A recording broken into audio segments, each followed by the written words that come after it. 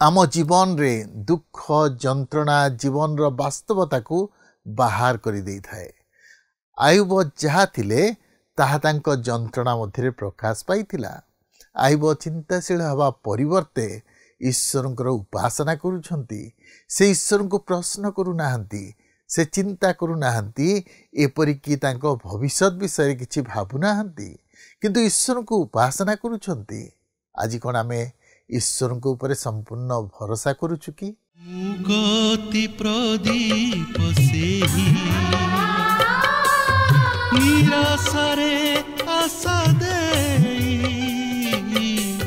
ए घोर दुर्दिन काले बंधुर पथ धारे दिए से जे शांति शिखा दिए से जे शांति शिखा गुंजाई विभीषिका पथ प्रदर्शिका से जे पथ प्रदर्शिका पथ प्रदर्शिका पथ प्रदर्शिका। प्रिय दर्शक बंधु नमस्कार। प्रभु जीशु का मधुर नाम रे आपन को आज पथ प्रदर्शिका कार्यक्रम को स्वागत करुअछि। आपन किपरि अछंती आशा करू आपन निश्चय भल थिबे। आपन को मध्यरु अनेक आम सहित फोन रे जोगाजोग करिसंती, समान को मु विशेष धन्यवाद दिए। जदि केही ए पर्यंत आम सहित जोगाजोग करि नाहंती, आज ही आम सहित जोगाजोग करंतु। ए कार्यक्रम मध्य देई पुणी थरे आपन को सहित साक्षात हबार सुजोग पाइथिबारु मु प्रभु को धन्यवाद दिए।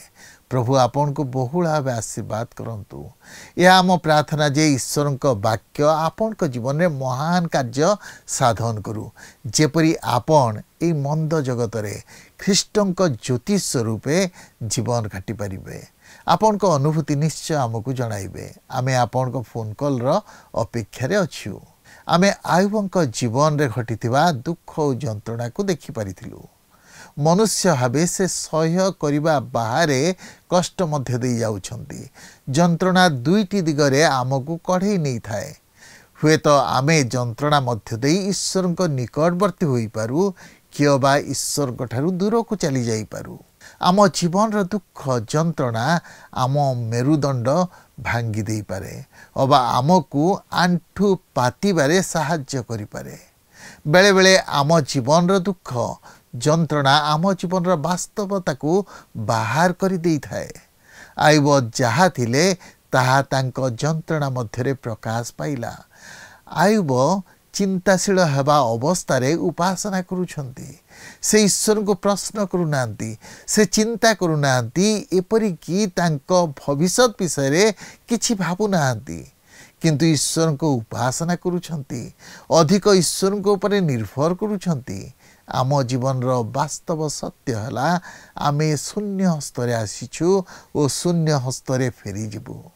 ए महान सत्य जहा आयुब आविष्कार करि परिथिले, आज आमे ग्रहण करि पारू जे आम जीवन रे जहा किछि घटू आमे प्रभु को धन्यवाद दे पारुछु कि। तबे आसंतु ए संपर्क रे अधिक आलोचना करिबा पूर्वरु एक भक्तिमूलक गीत सुनिबा। तुम्हें स्नेहमय, तुम्हें प्रेममय, तुम्हें स्नेहमय, तुम्हें प्रेममय, तुम्हें मो आशार अदेखा किरण, तुम्हें मो आशार अदेखा किरण, जीवनर अलिभा दीप, तुम्हें स्नेहमय, तुम्हें प्रेममय, तुम्हें स्नेहमय, तुम्हें प्रेममय।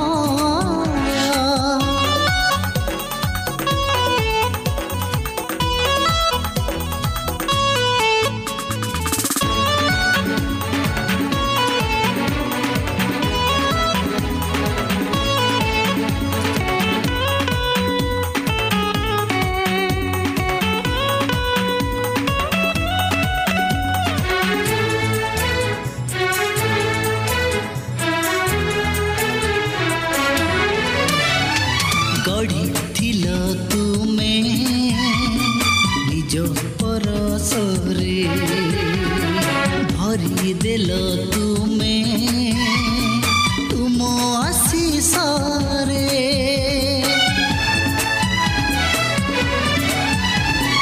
गढ़ी थिल तुमे निज परस रे भरी देल तुमे तुम आशीष रे जीवनर सुर छंद तुमे प्रभु जीवनर सुर छंद तुमे प्रभु मोगलार अलंकार तुमे स्नेहमय तुमे प्रेममय तुमे स्नेहमय तुमे प्रेममय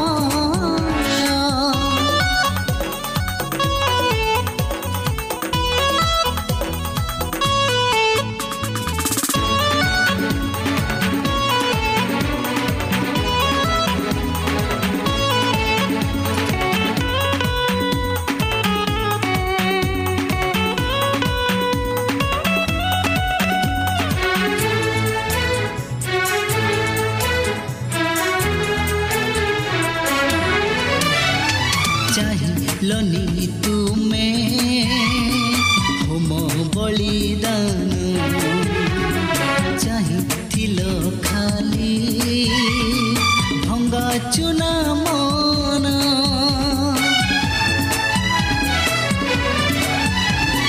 चाहिलनी तुमे होम बलिदान चाहिथिल खाली भंगा चुना मन कढ़ाई निय हे अनंत पथरे कढ़ाई निय हे अनंत पथरे मो प्राणर प्रियतम तुमे स्नेहमय तुमे प्रेममय तुमे स्नेहमय तुमे प्रेममय तुमे मो आशार आसतु वर्तमान आम प्रभुंर वाक्य मध्य को जीवा आज आम आईब पुस्तकर 2 पर्वटी को अध्ययन करने निमंते जीवा। यही पर्वर मुख्य प्रसंग होछि स्वर्ग ईश्वर और शैतान उस देश और सहरर आवर्जनापूर्ण स्थान। प्रथमतः आम स्वर्ग ईश्वर और शैतान संपर्क में किसी आलोचना करने को जीवा। 2 पर्वर प्रथम पदरे एहिपरि लेखा अछि पुनर्बार दिनकरे परमेश्वरଙ୍କ सन्तानगण सदाप्रभुଙ୍କ सम्मुखरे उपस्थित हेबाकु आसन्ते शैतान ही सेमानଙ୍କ ମଧ୍ୟରେ सदाप्रभुଙ୍କ ସମ୍ମୁଖରେ ଉପସ୍ଥିତ ହେବା ପାଇଁ ଆସିଲା। ଦେଖନ୍ତୁ ଏହି ସୃଷ୍ଟ ବାର୍ତ୍ତାବାହକମାନେ ପୁନର୍ବାର ସେମାନଙ୍କର ନିୟମିତ ସମ୍ବାଦ ଦେବାର କାର୍ଯ୍ୟ ଆରମ୍ଭ କଲେ। ଆଉ ଲକ୍ଷ୍ୟ କରନ୍ତୁ ସେମାନେ ସମସ୍ତେ ସେମାନଙ୍କର ସମ୍ବାଦ ଈଶ୍ୱରଙ୍କୁ ଦେବାକୁ ଥିଲା। ଆପଣଙ୍କୁ ଓ ମୋତେ ମଧ୍ୟ ଦିନେ ଈଶ୍ୱରଙ୍କ ନିକଟରେ ସମ୍ବାଦ ଦେବାକୁ ପଡ଼ିବ। ଏହି ଜଗତରେ ଆମମାନଙ୍କର ଭଣ୍ଡାରଘରିଆ ଦାୟିତ୍ୱ ଉପରେ ଆମ୍ଭମାନଙ୍କୁ ଉତ୍ତରଦାୟୀ ହେବାକୁ ହେବ। ମନେ ରଖନ୍ତୁ ଖ୍ରୀଷ୍ଟ ବିଶ୍ୱାସୀମାନେ ଖ୍ରୀଷ୍ଟଙ୍କର ସେହି ବିଚାରାସନ ସମ୍ମୁଖରେ ଛିଡ଼ା ହେବାକୁ ଯାଉଅଛନ୍ତି ଓ ସେଠାରେ ସେମାନେ ସେମାନଙ୍କର ଏହି ପୃଥିବୀ ଉପରେ ଭଣ୍ଡାରଘରିଆର ଦାୟିତ୍ୱ ନେଇ ସେମାନଙ୍କୁ ସମ୍ବାଦ ଦେବାକୁ ପଡ଼ିବ। 2 କରିନ୍ଥିୟ 5 ପର୍ବର 10 ପଦରେ ଲେଖା ଅଛି କାରଣ ଭଲ ହେଉ ବା ମନ୍ଦ ହେଉ ପ୍ରତ୍ୟେକ ଜଣ ଆପଣା ଶରୀର ଦ୍ୱାରା କୃତ କର୍ମାନୁସାରେ ଫଳ ପାଇବା ନିମନ୍ତେ ଖ୍ରୀଷ୍ଟଙ୍କ ବିଚାରାସନ ଛାମୁରେ ଆମ୍ଭ ସମସ୍ତଙ୍କୁ ପ୍ରକାଶିତ ହେବାକୁ ହେବ। ଆମ୍ଭେମାନେ ତାହାଙ୍କୁ ଆମମାନଙ୍କ କାର୍ଯ୍ୟର ବିବରଣୀ ଦେବାକୁ ହେବ। ଆମ୍ଭେମାନେ ତାହାଙ୍କୁ ହିସାବ ଦେବାକୁ ଯାଉଅଛୁ। କିନ୍ତୁ ଖ୍ରୀଷ୍ଟ ବିଶ୍ୱାସୀ ହିସାବରେ ଆମ୍ଭେମାନେ ସେହି ବୃହତ୍ ଶ୍ୱେତ ସିଂହାସନର ବିଚାର ନିକଟରେ ଉପସ୍ଥିତ ହେବା ନାହିଁ। ମାତ୍ର ସେଠାରେ ଅବିଶ୍ୱାସୀମାନେ ଓ ଅଧାର୍ମିକମାନେ ସେମାନଙ୍କର କାର୍ଯ୍ୟର ନିକାଶ ଦେବେ। ସେଥିପାଇଁ ପ୍ରକାଶିତ 20 ପର୍ବର 11 ପଦରୁ 15 ପଦ ମଧ୍ୟରେ ଆମେ ତାହା ଉଲ୍ଲେଖ ହୋଇଥିବାର ଲକ୍ଷ୍ୟ କରିବାକୁ ପାରିବା। ଏହି ପ୍ରକାରେ ଈଶ୍ୱରଙ୍କ ସୃଷ୍ଟ ପ୍ରତ୍ୟେକ ମନୁଷ୍ୟ ଈଶ୍ୱରଙ୍କ ନିକଟରେ ସେମାନଙ୍କର କାର୍ଯ୍ୟର ବିବରଣୀ ଦେବାକୁ ହେବ, ଯେହେତୁ ସେ ହେଉଛନ୍ତି ଈଶ୍ୱର ଓ ଆମ୍ଭେମାନେ ତାହାଙ୍କର ସୃଷ୍ଟ ମନୁଷ୍ୟ। ଆମେ କେବେ ହେଲେ ତାହାଙ୍କର କର୍ତ୍ତୃତ୍ୱ ଅଧୀନରୁ ବାହାରି ଯାଇପାରିବା ନାହିଁ। ଯଦିଓ ଆମମାନଙ୍କୁ ସ୍ୱାଧୀନତା ଦିଆଯାଇଅଛି, ମାତ୍ର ତାହା ସୀମିତ। ଆମେ ସମସ୍ତେ ତାହାଙ୍କ ନିକଟରେ ଉତ୍ତରଦାୟୀ। ଲକ୍ଷ୍ୟ କରନ୍ତୁ, ଯେତେବେଳେ ପରମେଶ୍ୱରଙ୍କ ସନ୍ତାନଗଣ ତାହାଙ୍କ ନିକଟରେ ଉପସ୍ଥିତ ହେବାକୁ ଆସିଲେ, ସେତେବେଳେ ଶୈତାନ ମଧ୍ୟ ସେମାନଙ୍କ ମଧ୍ୟରେ ତାହାଙ୍କ ସମ୍ମୁଖରେ ଉପସ୍ଥିତ ହେବା ପାଇଁ ଆସିଲା। ସେ ମଧ୍ୟ ତାହାର ସମ୍ବାଦ ଦେବା ପାଇଁ ଆସିଲା। ସେ ଈଶ୍ୱରଙ୍କ ସୀମାରେଖା ମଧ୍ୟରୁ ବାହାରି ଯାଇନାହିଁ। ଯଦିଓ ଈଶ୍ୱର ଜାଣିଥିଲେ ଯେ ସେ କ'ଣ ସମ୍ବାଦ ଦେବ, ତଥାପି ଶୟତାନକୁ ଈଶ୍ୱରଙ୍କ ନିକଟରେ ଉପସ୍ଥିତ ହେବାକୁ ଥିଲା ଓ ସେ ଯାହା ସବୁ କରିଆସୁଥିଲା ସେହିସବୁର ସମ୍ବାଦ ପ୍ରଭୁଙ୍କ ନିକଟରେ ଜଣାଇବାକୁ ଥିଲା। 2 ପଦରେ ଲେଖା ଅଛି, ଏଥିରେ ସଦାପ୍ରଭୁ ଶୟତାନକୁ କହିଲେ, ତୁମେ କେଉଁଠାରୁ ଆସିଲ? ତାହେଲେ ଶୟତାନ ସଦାପ୍ରଭୁଙ୍କୁ ଉତ୍ତର କରି କହିଲା, ପୃଥିବୀରେ ଏଣେ ତେଣେ ଭ୍ରମଣ ଓ ତହିଁ ମଧ୍ୟରେ ଗମନାଗମନ କରି କରି ଆସିଲି। ଅନ୍ୟ ଅର୍ଥରେ କହିବାକୁ ଗଲେ ଶୟତାନ ପୁନର୍ବାର ସମ୍ବାଦ ଦେଇ କହେ ଯେ ସେ ଏହି ଜଗତରେ ତାହାର କାର୍ଯ୍ୟ ସାଧନ କରୁଅଛି। ସେ ଏହି ଜଗତକୁ ନିୟନ୍ତ୍ରଣ କରୁଅଛି ଓ ମୁଁ ବିଶ୍ୱାସ କରେ ସେ ଆଜି ମଧ୍ୟ ତାହାର କାର୍ଯ୍ୟ ଏହି ଜଗତରେ ସାଧନ କରୁଅଛି। ପ୍ରିୟ ବନ୍ଧୁ, ଆପଣ ଆପଣଙ୍କର ଚତୁର୍ଦିଗ ପ୍ରତି ଦୃଷ୍ଟିପାତ କରନ୍ତୁ ଓ ଦେଖନ୍ତୁ କିଏ ଏହି ଜଗତକୁ ନିୟନ୍ତ୍ରଣ କରୁଅଛି। ଏହା କ'ଣ ଶୟତାନ ନୁହେଁ କି? ଯେଉଁ ଆଡ଼କୁ ଲକ୍ଷ୍ୟ କରିବେ ଖାଲି ଅନ୍ୟାୟ, ଅନୀତି, ଅଧର୍ମ, ଅସତ୍ୟ, ବ୍ୟଭିଚାର, ଚୋରି, ଡକାୟତି, ନରହତ୍ୟା ଏ ସମସ୍ତ ଲାଗି ରହିଅଛି। ଧ୍ୱଂସର ତାଣ୍ଡବ ଲୀଳା ଚାଲିଛି। ଏହା କ'ଣ ଶୟତାନର କାର୍ଯ୍ୟ ନୁହେଁ କି? କାରଣ ତାହାର କାର୍ଯ୍ୟ ହେଉଛି ବଧ ଓ ବିନାଶ କରିବା। 3 ପଦରେ ଲେଖା ଅଛି, ତ ସଦାପ୍ରଭୁ ଶୟତାନକୁ କହିଲେ, ତୁମ୍ଭେ କି ଆମ୍ଭଦାସ ଆଇବ ପ୍ରତି ମନ ଦେଇଅଛ? କାରଣ ତାହାର ସମାନ ସିଦ୍ଧ ଓ ସରଳ, ପରମେଶ୍ୱର ଭୟକାରୀ ଓ କୁକ୍ରିୟା ତ୍ୟାଗୀ ଲୋକ ପୃଥିବୀରେ କେହି ନାହିଁ। ପୁଣି ଅକାରଣରେ ତାହାକୁ ନାଶ କରିବା ପାଇଁ ତୁମ୍ଭେ ତାହା ବିରୁଦ୍ଧରେ ଆମ୍ଭକୁ ପ୍ରବର୍ତ୍ତାଇଲେ ହେଁ ସେ ଏଯାଏ ଆପଣା ସରଳତା ଦୃଢ଼ କରି ଧରିଅଛି। ବର୍ତ୍ତମାନ ଏଥିରୁ ସ୍ପଷ୍ଟ ଜଣାପଡ଼େ ଯେ ସଦାପ୍ରଭୁ ଶୟତାନକୁ ଆଇବଙ୍କ ପ୍ରତି ଯାହା ସବୁ ଘଟାଇବା ନିମନ୍ତେ ଅନୁମତି ଦେଇଥିଲେ, ତହିଁରେ ଆଇବଙ୍କର କୌଣସି ତ୍ରୁଟି ନଥିଲା। ଆଇବଙ୍କର ଦୋଷ ନଥିଲେ ମଧ୍ୟ ଆଇବଙ୍କ ପ୍ରତି ସେହିସବୁ ଘଟିଥିଲା। ଲୋକେ ମଧ୍ୟ ଅନେକ ସମୟରେ ଏହି ପ୍ରଶ୍ନ କରନ୍ତି, ଈଶ୍ୱର କାହିଁକି ମୋ ପ୍ରତି ଏହିପରି ଘଟାଉଛନ୍ତି? ମୋ ପ୍ରତି କାହିଁକି ଏପରି ବିପତ୍ତି ଘଟୁଅଛି? ସମ୍ଭବତଃ ପ୍ରଭୁଙ୍କଠାରୁ ଏହାର ଉତ୍ତର ଏହିପରି ମିଳିପାରେ, ଏଥିନିମନ୍ତେ ଆପଣଙ୍କର କୌଣସି ଦୋଷ ନାହିଁ। ମୁଁ ମଧ୍ୟ ତୁମ୍ଭକୁ ବିନାଶ କରିବାକୁ ଚାହେଁ ନାହିଁ କି ମୁଁ ତୁମ୍ଭକୁ ଶାସ୍ତି ଦେଉନାହିଁ, ମାତ୍ର ମୁଁ ତୁମ୍ଭକୁ ମୋହର ନିକଟବର୍ତ୍ତୀ କରାଇବାକୁ ଚାହେଁ। ଆଉ ତାହା ହିଁ ସେ ଆଇବଙ୍କ ପ୍ରତି କରିଥିଲେ। ଆଇବଙ୍କର କୌଣସି ଦୋଷ ନଥିଲା, ମାତ୍ର ସେ ଆଇବଙ୍କୁ ଅଧିକରୁ ଅଧିକ ତାହାଙ୍କର ନିକଟବର୍ତ୍ତୀ କରାଇବାକୁ ଚାହିଁଥିଲେ ଓ ବିଶ୍ୱାସରେ ଦୃଢ଼ କରିବାକୁ ଚାହିଁଥିଲେ। ସଦାପ୍ରଭୁ ଶୟତାନଙ୍କୁ କହନ୍ତି, ଆଇବ ତଥାପି ମୋହର ସେବା କରୁଅଛି। ତୁମ୍ଭେ କହିଲ, ଯଦି ମୁଁ ତୁମ୍ଭକୁ ଆଇବର ସମସ୍ତ ସୁଖ ସମ୍ଭ୍ରମକୁ ନେଇଯିବା ପାଇଁ ଅନୁମତି ଦିଅନ୍ତି, ତାହେଲେ ସେ ମୋଠାରୁ ଦୂରେଇ ଯିବ ଓ ମୋତେ ଅସ୍ୱୀକାର କରିବ। ମାତ୍ର ସେ ତାହା କରିନାହିଁ। ସେ ତାହାର ବିଶ୍ୱସ୍ତତା ରକ୍ଷା କରିଅଛି। ସେ ମୋତେ ଅସ୍ୱୀକାର କରିନାହିଁ। 4 ଓ 6 ପଦରେ ଲେଖା ଅଛି, ତରେ ଶୟତାନ ସଦାପ୍ରଭୁଙ୍କୁ ଉତ୍ତର କରି କହିଲା, ଚର୍ମ ନିମନ୍ତେ ଚର୍ମ, ଆପଣା ପ୍ରାଣ ନିମନ୍ତେ ମନୁଷ୍ୟ ସର୍ବସ୍ୱ ଦେବ। ମାତ୍ର ତୁମ୍ଭେ ଏବେ ହସ୍ତ ବଢ଼ାଇ ତାହାର ଅସ୍ଥି ଓ ମାଂସ ସ୍ପର୍ଶ କର, ତହିଁରେ ସେ ତୁମ୍ଭ ମୁଖ ଆଗରେ ତୁମ୍ଭକୁ ପରିତ୍ୟାଗ କରିବ। ଶୟତାନ ଆମ୍ଭମାନଙ୍କର ଦୁର୍ବଳତା ଜାଣେ। ସେ ମନୁଷ୍ୟ ବିଷୟରେ ଅତି ଭଲ ଭାବେ ଜାଣେ ଯେ ମନୁଷ୍ୟର ଦୁର୍ବଳତା କେଉଁଠି, ଆଉ ସେ ତଦନୁଯାୟୀ ମନୁଷ୍ୟକୁ ପରୀକ୍ଷା ତଥା ପ୍ରଲୋଭନରେ ପକାଇଥାଏ, ଯଦ୍ୱାରା ମନୁଷ୍ୟ ଯେପରି ଈଶ୍ୱରଙ୍କ ସହଭାଗିତାରୁ ପତିତ ହୁଏ। ଯେତେବେଳେ ଆମର ଶରୀର ପ୍ରତି କୌଣସି ଆଘାତ ଆସେ, ସେତେବେଳେ ଆମେ ଭାଙ୍ଗିପଡ଼ୁ। ମାତ୍ର ଈଶ୍ୱର ଆମମାନଙ୍କୁ ପ୍ରତିଜ୍ଞା କରି କହିଅଛନ୍ତି ଯେ ସେ ଆମମାନଙ୍କୁ କେବେ ହେଲେ ପରୀକ୍ଷାରେ ପତିତ ହେବାକୁ ଦେବେ ନାହିଁ, କି ଆମମାନଙ୍କର ସହ୍ୟ କରିବାର ବାହାରେ ଆମ୍ଭମାନଙ୍କୁ ସେ ପରୀକ୍ଷା କରିବେ ନାହିଁ। 1 କରିନ୍ଥିୟ 10 ପର୍ବର 13 ପଦରେ ଏହିପରି ଲେଖା ଅଛି, ମନୁଷ୍ୟ ପ୍ରତି ଯେଉଁ ପ୍ରକାର ପରୀକ୍ଷା ସ୍ୱାଭାବିକ, ତାହା ଛଡ଼ା ଅନ୍ୟ ପ୍ରକାର ପରୀକ୍ଷା ତୁମମାନଙ୍କ ପ୍ରତି ଘଟିନାହିଁ। କିନ୍ତୁ ଈଶ୍ୱର ବିଶ୍ୱାସ୍ୟ, ସେ ତୁମମାନଙ୍କୁ କୌଣସି ଅସହ୍ୟ ପରୀକ୍ଷାରେ ପରୀକ୍ଷିତ ହେବାକୁ ଦେବେ ନାହିଁ। ମାତ୍ର ଯେପରି ତୁମ୍ଭେମାନେ ସହ୍ୟ କରିପାର, ଏଥିପାଇଁ ପରୀକ୍ଷା ଘଟିବା ସଙ୍ଗେ ସଙ୍ଗେ ସେ ଉଦ୍ଧାରର ପଥ ମଧ୍ୟ ପ୍ରସ୍ତୁତ କରିବେ। ଈଶ୍ୱର ଆମ୍ଭମାନଙ୍କୁ ଆମମାନଙ୍କ ସହ୍ୟ କରିବାର ବାହାରେ କେବେ ହେଲେ ପରୀକ୍ଷିତ ହେବା ନିମନ୍ତେ ଅନୁମତି ଦେବେ ନାହିଁ। ଆମେ ତାହା ଜାଣି ରଖିବା ଉଚିତ। ଈଶ୍ୱର ଯଦିଓ ଆଇବଙ୍କର ଅସ୍ଥି ଓ ମାଂସକୁ ସ୍ପର୍ଶ କରିବା ନିମନ୍ତେ ଶୟତାନଙ୍କୁ ଅନୁମତି ଦେଇଥିଲେ, ମାତ୍ର ତାହାଙ୍କର ପ୍ରାଣ ଉପରେ ହସ୍ତକ୍ଷେପ କରିବାକୁ ଅନୁମତି ଦେଇନଥିଲେ। ମୋର ପ୍ରିୟ ବନ୍ଧୁ, ଆପଣ ଯେଉଁଠାରେ ଥାଆନ୍ତୁ ନା କାହିଁକି ଓ ଯେଉଁପରି ସମସ୍ୟା ମଧ୍ୟ ଦେଇ ଗତି କରୁଥାନ୍ତୁ ନା କାହିଁକି, ଈଶ୍ୱର ଆପଣଙ୍କୁ ସୁରକ୍ଷା ପ୍ରଦାନ କରିବେ। ଏହା ହିଁ ହେଉଛି ଏକ ମହାନ ସାନ୍ତ୍ୱନା। ଆମେ ଜାଣୁନା ଆମ୍ଭମାନଙ୍କ ସମ୍ମୁଖରେ କ'ଣ ଅଛି। ଏହା ଦୁଃଖ କିମ୍ବା ଆନନ୍ଦର ଦିନ ହୋଇପାରେ, କିନ୍ତୁ ସେ ଯାହା କିଛି ହେଉନା କାହିଁକି, ଈଶ୍ୱର କହନ୍ତି, ମୁଁ ତୁମକୁ ତହିଁ ମଧ୍ୟ ଦେଇ ଯିବା ପାଇଁ ସମର୍ଥ କରାଇବି। ତାହା ହିଁ ହେଉଛି ଏକ ଚମତ୍କାର ବିଷୟ, କାରଣ ସେ ଆମମାନଙ୍କୁ କୌଣସି ଅସହ୍ୟ ପରୀକ୍ଷାରେ ପରୀକ୍ଷିତ ହେବାକୁ ଦିଅନ୍ତି ନାହିଁ। ସେ ଜାଣନ୍ତି ଆମ୍ଭେମାନେ କେତେ ଦୂର ତାହା ସହ୍ୟ କରିପାରିବା ବା ନ କରିପାରିବା, ଆଉ ତଦନୁଯାୟୀ ସେ ଆମମାନଙ୍କୁ ପରୀକ୍ଷା ମଧ୍ୟ ଦେଇ ଯିବା ପାଇଁ ଦେଇଥାନ୍ତି, ଯେପରି ଆମମାନେ ତାହାଙ୍କଠାରେ ଆହୁରି ବିଶ୍ୱାସରେ ବଳିଷ୍ଠ ହେଉ ଆଉ ଅଧିକରୁ ଅଧିକ ତାହାଙ୍କର ନିକଟବର୍ତ୍ତୀ ହେଉ। ତାହା ଆମମାନଙ୍କର ବିନାଶ ପାଇଁ ନୁହେଁ, ଆମମାନଙ୍କର ମଙ୍ଗଳ ପାଇଁ। ଶୟତାନ ହେଉଛି ମିଥ୍ୟାବାଦୀ। ଶୟତାନ କହେ ଯେ ଆୟୁବ ତାହାର ଶରୀର ନିମନ୍ତେ ସମସ୍ତ କିଛି ଦେଇଦେବ ଓ ତାହା ହେଉଛି ଯେ ଯଦି ସେ ଆୟୁବଙ୍କର ଅସ୍ଥି ଓ ମାଂସକୁ ସ୍ପର୍ଶ କରିବା ନିମନ୍ତେ ଅନୁମତି ପାଏ ତାହେଲେ ଆୟୁବ ଈଶ୍ୱରଙ୍କୁ ନିଶ୍ଚିତ ଭାବରେ ଶାପ ଦେବ ଓ ତାହାଙ୍କୁ ଅସ୍ୱୀକାର କରିବ। ତେବେ ଦେଖନ୍ତୁ 2 ପର୍ବର 7 ଓ 8 ପଦରେ ଏହିପରି ଲେଖା ଅଛି। ଏବୁତାରେ ଶୟତାନ ସଦାପ୍ରଭୁଙ୍କ ଛାମୁରୁ ବାହାରିଯାଇ ଆୟୁବର ତଳିପାରୁ ମସ୍ତକ ପର୍ଯ୍ୟନ୍ତ ମହାଜ୍ୱାଳାଜନକ ବିସ୍ଫୋଟକରେ ତାହାକୁ ଆଘାତ କଲା। ଏଣୁ ସେ ସର୍ବାଙ୍ଗ କୁଣ୍ଡାଇବା ପାଇଁ ଖଣ୍ଡେ ଖପରା ନେଲା ଓ ସେ ଭସ୍ମ ମଧ୍ୟରେ ବସିଲା। ଦେଖନ୍ତୁ ଆୟୁବ ତାହାଙ୍କର ଜୀବନର ପ୍ରତ୍ୟେକଟି କ୍ଷେତ୍ରରେ ପରୀକ୍ଷିତ ହେଲେ। ଶୈତାନ ପ୍ରକୃତରେ ତାହାଙ୍କୁ ବିନାଶ କରିବା ପାଇଁ ଚେଷ୍ଟା କରୁଅଛି। ସେ ଆୟୁବଙ୍କର ଆର୍ଥିକ ସମ୍ପଦ ଉପରେ ଆଘାତ କରି କ୍ଷତିଗ୍ରସ୍ତ କରାଇଲା। ସେ ତାହାଙ୍କର ପରିବାର ଉପରେ ଆଘାତ କରି ପରିବାରକୁ କ୍ଷତିଗ୍ରସ୍ତ କରାଇଲା ଓ ବର୍ତ୍ତମାନ ସେ ତାହାଙ୍କର ଶରୀରକୁ ଆଘାତ କରି ଶରୀରର କ୍ଷତି ଘଟାଇବାକୁ ଚେଷ୍ଟା କରୁଅଛି। ବାସ୍ତବରେ ଆୟୁବ ଯେଉଁପରି ଭାବେ ସମସ୍ୟା ମଧ୍ୟ ଦେଇ ଗତି କରିଥିଲେ ତାହା ମନୁଷ୍ୟର କଳ୍ପନାର ବାହାରେ, ମନୁଷ୍ୟର ସହ୍ୟ କରିବାର ବାହାରେ।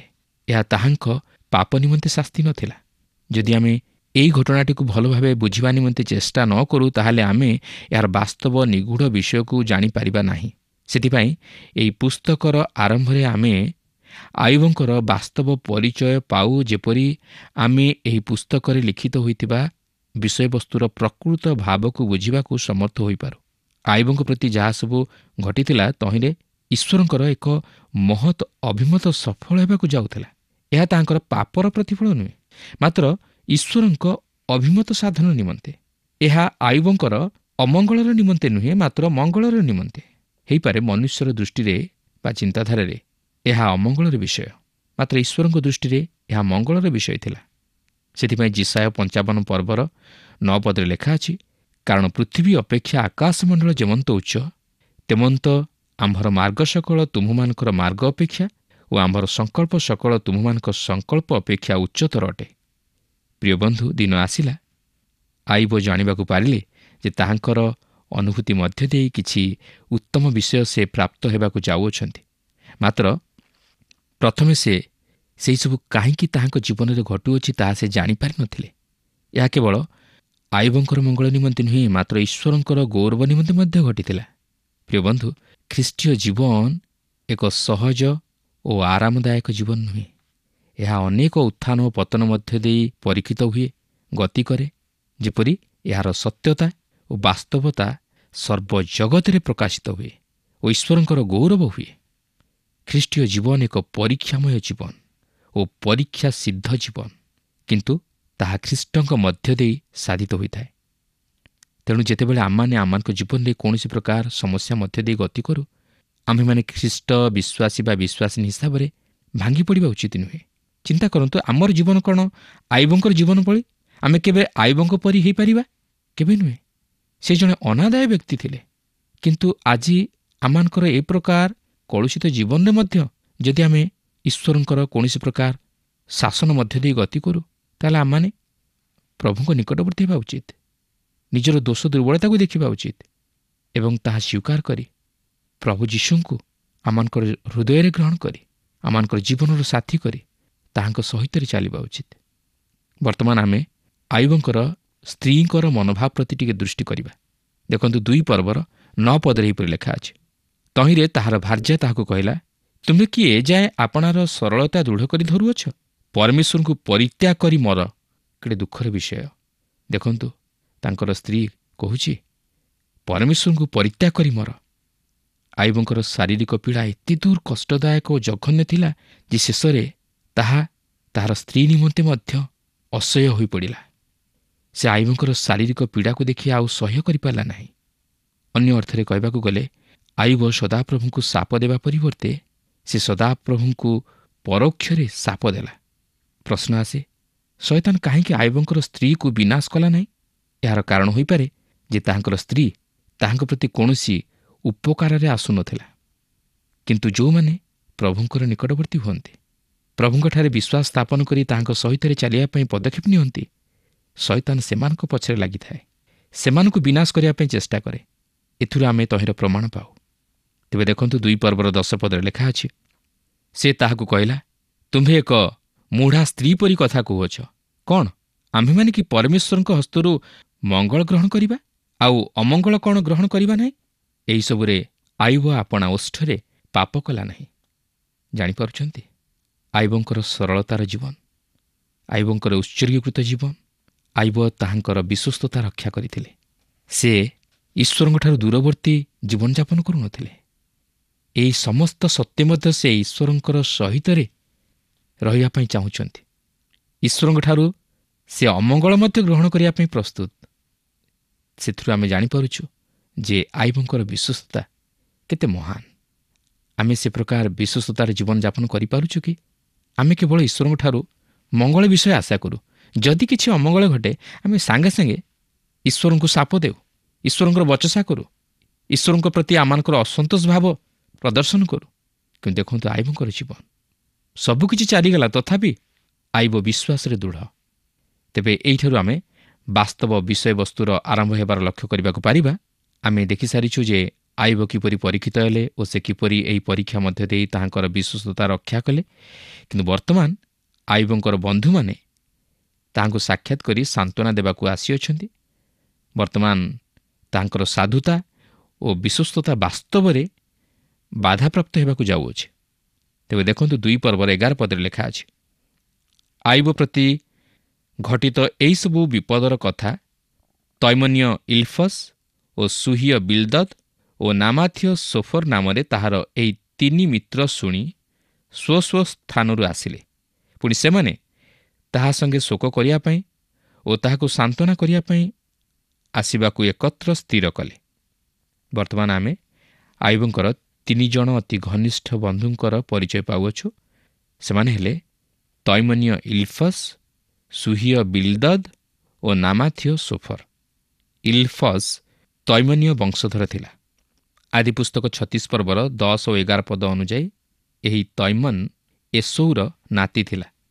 ବିଲ୍ଦଦ୍ ସୁହିୟ ବଂଶଧର ଥିଲା। ଆଦି ପୁସ୍ତକ 25 ପର୍ବର 2 ପଦ ଅନୁଯାୟୀ ଏହି ସୁହିୟ ଅବ୍ରାହମଙ୍କର ସନ୍ତାନ ଥିଲା ଓ ସୋଫର ନାମାଥୀୟ ବଂଶଧର ଥିଲା।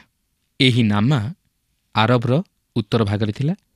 ଏଥିରୁ ଆମେ ଜାଣିବାକୁ ପାରୁଛୁ ଯେ ଆଇବଙ୍କର ସମୟ ସେହି ପିତୃପୁରୁଷଙ୍କ ସମୟ ସହିତ ଖାପ ଖାଉଅଛି ଓ ଆଇବଙ୍କ ବସତି ସ୍ଥାନର ପରିଚୟ ଦେଉଅଛି, ଯଦିଓ ଆମେ ସେହି ସ୍ଥାନର ଏକ ସ୍ପଷ୍ଟ ନକ୍ସା ପାଇନାହୁଁ। ତେବେ ଏହି 3 ଜଣ ବନ୍ଧୁ ଆଇବଙ୍କ ସହିତ ଶୋକ କରିବା ନିମନ୍ତେ ଓ ତାହାଙ୍କୁ ସାନ୍ତ୍ୱନା ଦେବା ନିମନ୍ତେ ଆସିଥିଲେ। ମାତ୍ର ଦୁଃଖର ବିଷୟ ଏହି ଯେ ସେମାନେ ଆଇବଙ୍କର ଈଶ୍ୱରଙ୍କୁ ଜାଣିନଥିଲେ। କିମ୍ବା ଈଶ୍ୱର କାହିଁକି ଆଇବଙ୍କ ପ୍ରତି ଏପରି ଅନିଷ୍ଟ ଘଟାଇଲେ ତାହା ମଧ୍ୟ ସେମାନେ ଜାଣିନଥିଲେ। ସେମାନେ ଏପର୍ଯ୍ୟନ୍ତ ଆଇବଙ୍କର ଅତି ଉତ୍ତମ ବନ୍ଧୁ ଥିଲେ। ମାତ୍ର ଏହି ସମସ୍ତ ଘଟଣା ପରେ ସେମାନେ ଆଇବଙ୍କଠାରୁ ଦୂରେଇ ଗଲେ। କିନ୍ତୁ ସେମାନେ ଯେଉଁ ସମସ୍ତ ବିଷୟକୁ ସନ୍ଦେହ କରି ଆଇବଙ୍କୁ ଦୋଷାରୋପ କରିବାକୁ ଚାହିଁଥିଲେ, ତାହା ପ୍ରକୃତରେ ଭୁଲ ଥିଲା। ପ୍ରିୟ ବନ୍ଧୁ, ଏହି କାରଣରୁ ଆମେ ମଧ୍ୟ ସତର୍କ ହେବା ଉଚିତ ଓ ଅନ୍ୟର ବିଚାର କରିବା ଉଚିତ ନୁହେଁ। ଈଶ୍ୱର କାହିଁକି ତାହା ପ୍ରତି ସେପରି ଘଟାଇଛନ୍ତି ତାହା ଆମେ ବିଚାର କରି ତାହାର ପାପର ପ୍ରତିଫଳ ହେତୁ ଯେ ଏପରି ଘଟୁଅଛି ତାହା କହିବା ମଧ୍ୟ ଅନୁଚିତ।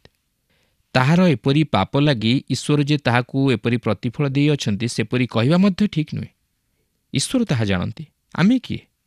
ଆମେ କିଏ ଯେ ମଣିଷର ବିଚାର କରିବା?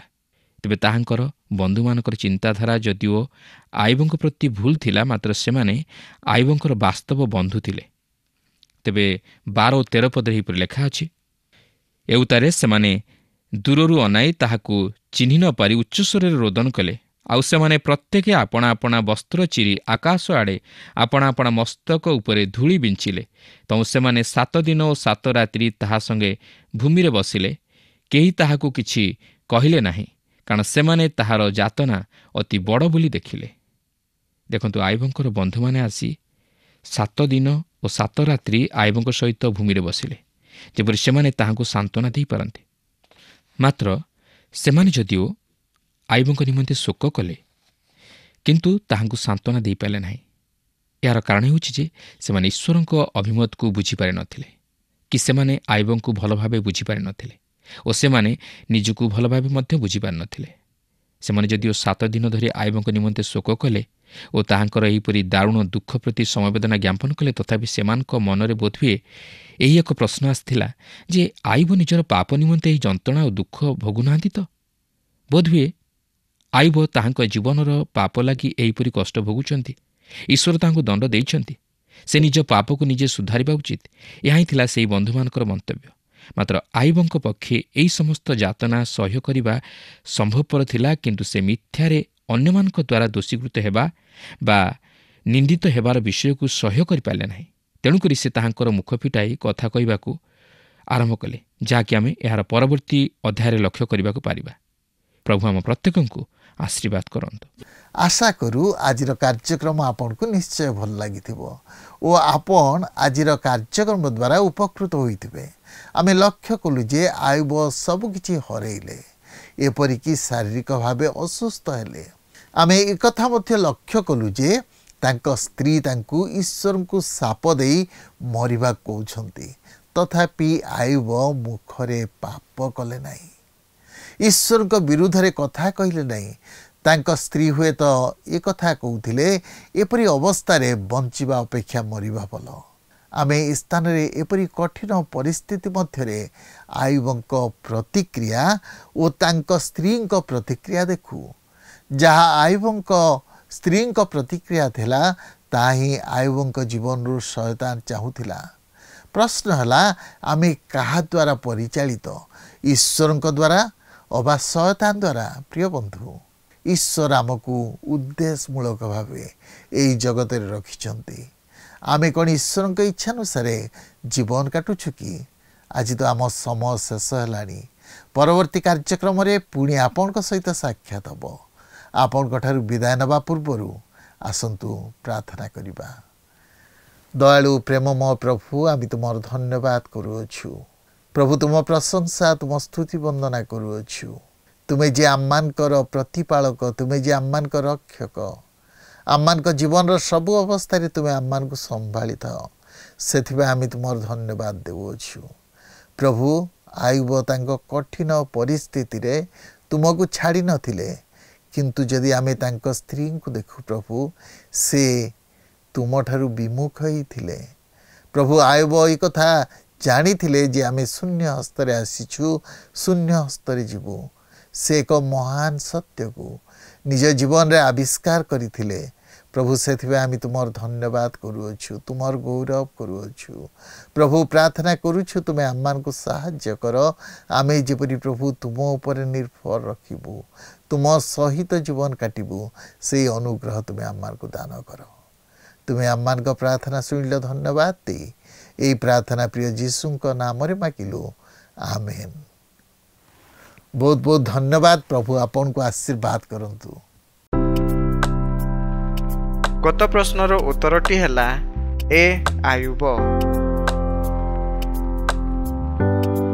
ଆଜିର ପ୍ରଶ୍ନଟି ହେଲା, କିଏ ପରମେଶ୍ୱରଙ୍କୁ ପରିତ୍ୟାଗ କରି ଆୟୁବଙ୍କୁ ମୋର ବୋଲି କହିଥିଲେ? ଏ ଆୟୁବଙ୍କ ପରିବାର, ବି ଆୟୁବଙ୍କ ସ୍ତ୍ରୀ, ସି ଆୟୁବଙ୍କ ବନ୍ଧୁ, ଡି ଆୟୁବଙ୍କ ଶିକ୍ଷକ। এই প্রশ্নর উত্তর আসন্তাকালি সন্ধ্যা ৬টা মধ্যে option A, B, C, D মধ্যরু সঠিক উত্তর বাছি আপনার নাম ও সম্পূর্ণ ঠিকনা সহিত 9777221415 ফোন নম্বরে SMS কিংবা WhatsApp দ্বারা জଣାଇବାକୁ অনুরোধ। जदि आपको आम कार्यक्रम भल लगुच तेबे 0444908126 रे मिस्ड कॉल दे विजय होई परिबे। गत सप्ताहर विजय दर्शक बंधु हेले नवरंगपुर ज्योतिर्मय टाकरी और परिवार।